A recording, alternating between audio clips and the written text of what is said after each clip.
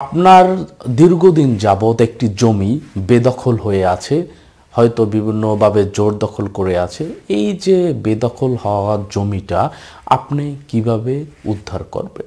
তামাদি আইনের ২৮ ধারায় বলা হয়েছে যে যদি কারো জমি জোরপূর্বক দখল করে থাকে এবং সেটারও ১২ বছরের উপরে, তাহলে সেটা সে মালিকানা লাভ করতে পারে, সেটা ক্ষেত্র বিশেষে। এখন বলা যায় যে ২০২৩ সালের ৮ ধারায় স্পষ্টভাবে উল্লেখ আছে যে দলিল এবং দলিলাদি ছাড়া কেউ জমির মালিকানা লাভ করবে না।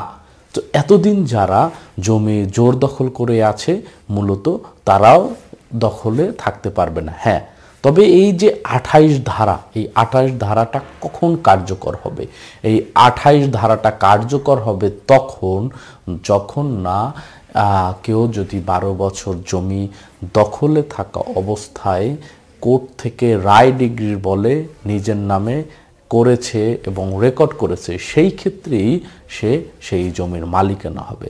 যদি এমন হয় যে কেউ ১২ বছর বা ততোধিক ৫০ বছর জমির মালিকানা থাকার পরও সে বা জোর দখল করে থাকার পরও সে রায় ডিগ্রি করেনি, সেক্ষেত্রে বর্তমানের আইনে সে মালিকানা থাকবে না।